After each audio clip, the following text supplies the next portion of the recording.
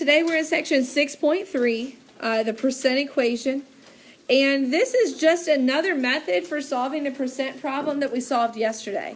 So yesterday we learned the percent proportion. Technically, I could completely skip this lesson and you would still know how to solve every single percent equation. So the percent question, the percent equation is literally kind of a parallel method. So it does not matter which one you use. When it comes time for the quiz or test, you will be able to choose. But for today, we're going to pretend like this is the only method that exists. All right? Now again, percent proportion still applies, but we're learning another method today for solving percent questions. And that method involves this formula. A equals P percent times W. A equals P percent times W. The percent sign is important here because there's nothing in the equation that converts it. Remember how yesterday it was over 100, that P was over 100? Here, there's nothing in the equation that converts it, so I need to make sure I write the percent as a decimal in these equations. All right, I have to do the conversion because there's nothing in the equation that converts it for me. A is still the part and W is still the whole. All right, so example 1 looks really familiar to what we learned yesterday, doesn't it? Yes. It looks pretty much exactly the same in the statements. What number is 24% of 50? And my key words still mean the same thing too.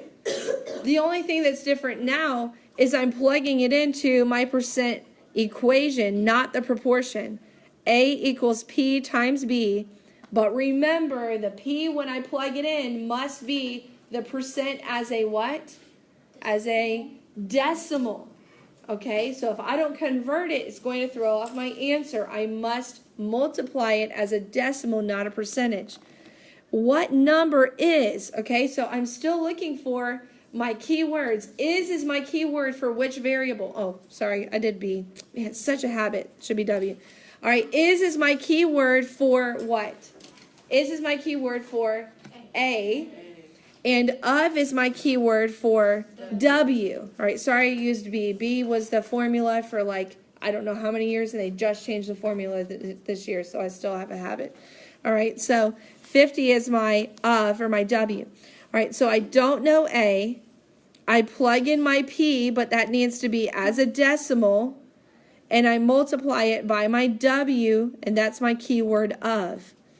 So what's 0.24 times 50? 0.24 times 50 is 1,200. 0.24. 0.24. If you did 24, it's 12. Got to change the percent to a decimal. Now, do I need a percent sign in my answer? No, I didn't solve for percent. I solved for just a number, so it's 12. All right, you go ahead and do the second one now. Plug it into, again, do not use the proportion. It works, but we're trying to focus on the percent equation today. So use the same percent equation and solve for the second one. All right, so what number is? All right, so A equals 1.5 times 40, and A equals what? 60. 60. Yeah, A equals 60. Who got that right? 60.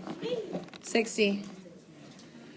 Okay, all right, finding percent. Finding percent now. Guys, man, this looks really similar to yesterday, and for good reason, because you're essentially looking at the same types of problems. You're just solving it using a different method. So now 9.5 is what percent of 25?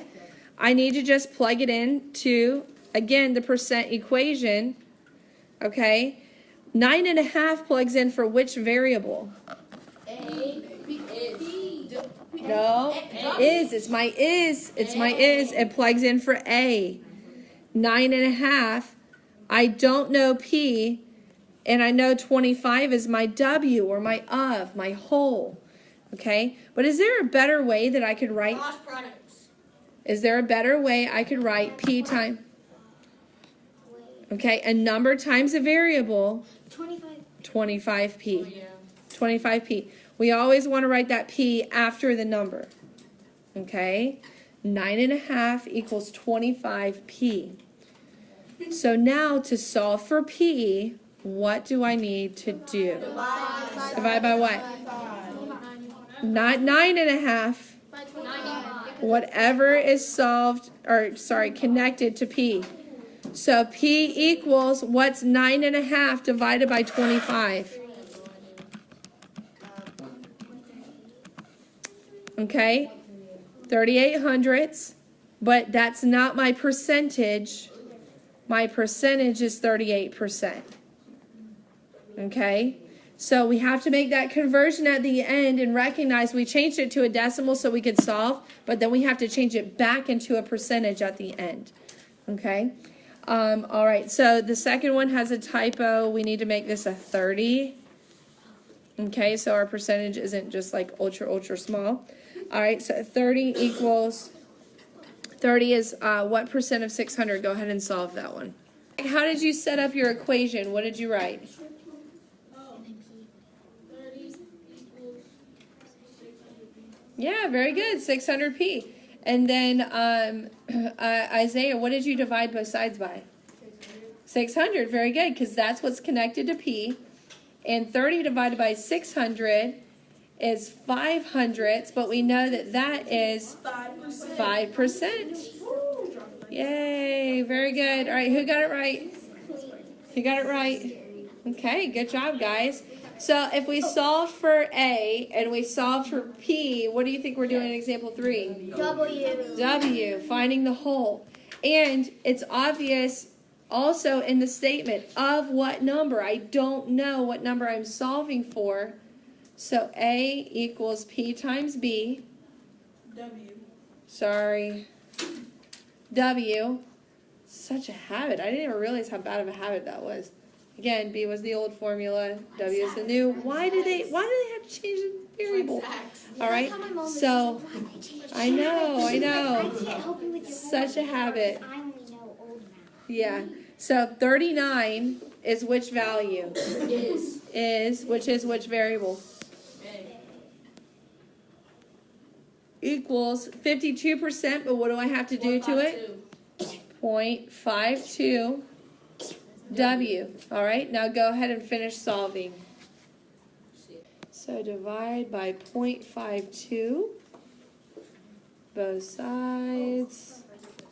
And 39 divided by 52 hundredths is 75. And is my answer reasonable? Yes. Okay, so 52% is about half, right? Okay, and is 39 about half of 75? Well, technically 37 is half of 75. So yeah, that's pretty close. You can tell if your answer is reasonable kind of by gauging it off that. All right, go ahead and solve the second one now. 90 is 180% of what number? Okay, 90 is 180%. 90 is 180% of what number? Divide both sides by 1.8.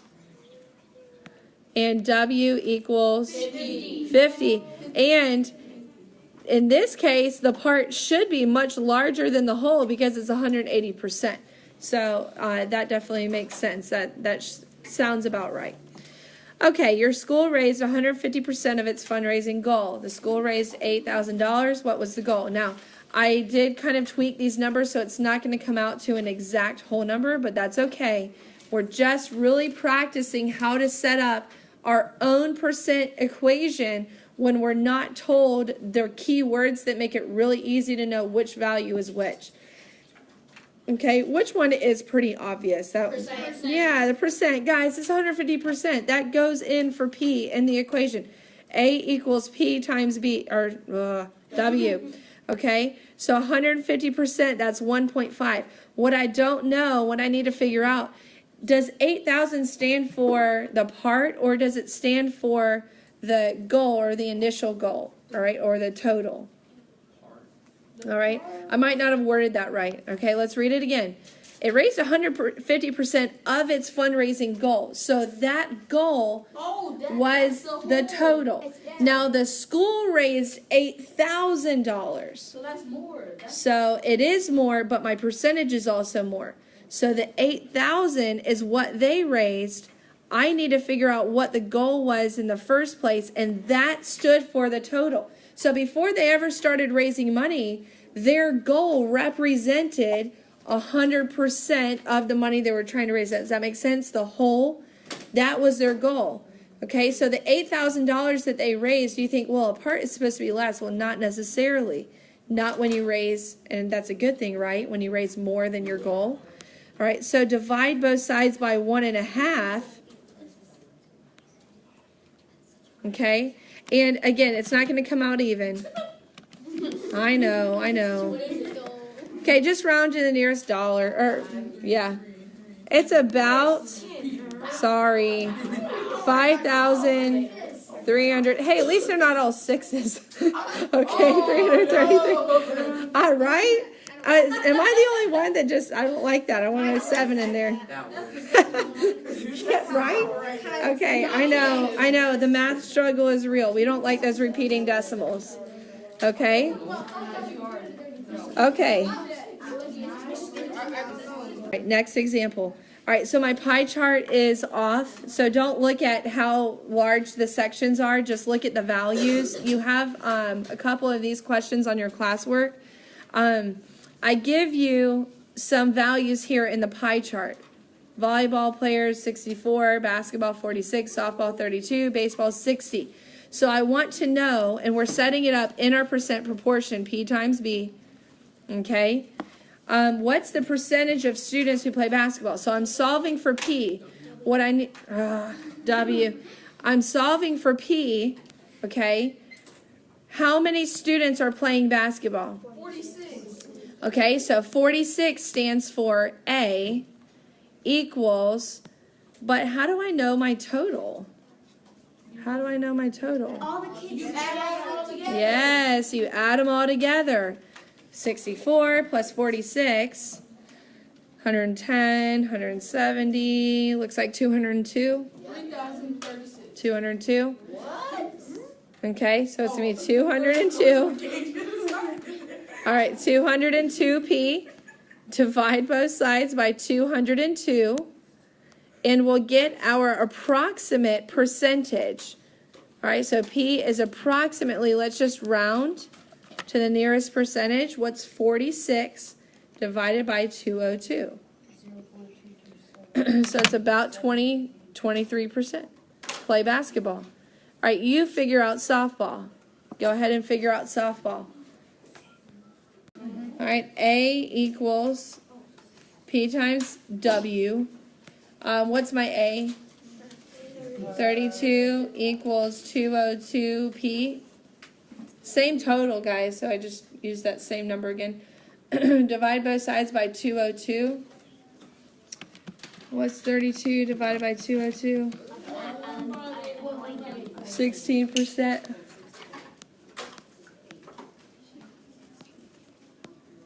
Approximately, just round to the nearest percentage. Okay, so reading a chart, that might be your last one. Nope, you have one more. Sorry. This is the last one, though. Turn in your books to page 250. You need to open your books anyway, because we're going to do a couple practice classwork practice problems. You're paying for lunch, and you receive the following bill. That's in the picture on page 250. Okay, so I have the bill, my food total, my tax, and then my subtotal. It says find the percent of sales tax on the, what does it say? Food total, not subtotal, on the food total. So I'm finding percent of sales tax. All right, so again, it's going to be your A equals P times B. P times W. Where A is the sales tax. You don't know your the percentage of the food total that it is, okay? That's what you're trying to figure out. You paid this amount in your sales tax. This was your food total, but what percentage of your total is that? So this is how I figure it out. I need to set it up in my percent equation, divide both sides, and my percentage is what? So change that. Very good. It's 0.06, but then yes. Then I have to change it to a percentage. All right. Now let's look at the next one. You leave a 16% tip on the food total. How much did you pay for lunch? How much did you pay for lunch? Attention. All right, so if I paid a 16% tip on the food total, all right, I have an amount and I paid a percentage of that amount, I can put that into my percent equation. P times W, where A, that's going to be the part, or, part of the whole, equals 0.16 times my food bill. Because I paid 16% of my food bill. All right? 16% tip. And that's a decent tip. It's not a fantastic tip, but it's okay. Yeah, 20% is kind of the standard. All right, so how much did I tip? $4.40. So did I answer the question? The total amount you paid for lunch, $4.40? Okay, you need to add it to your food. You need to add in your tip. And you also need to add in the tax. What's the total amount that you paid? What is your grand total that you're writing on the slip and signing your name? $33.55. I did that with my I did not do that with my head. I worked it out. So All right, guys. $33.50. you're supposed to add Okay, and if you understand that, we're going to do probably more review than normal just because of Thanksgiving break. We actually are not testing over these concepts until after Thanksgiving. We do have one more lesson that's going to be involved in this unit, and it's 6.4. 6.4, I believe, is going to be your percent of increase and decrease. But for now, for 6.3, that's everything you need to know.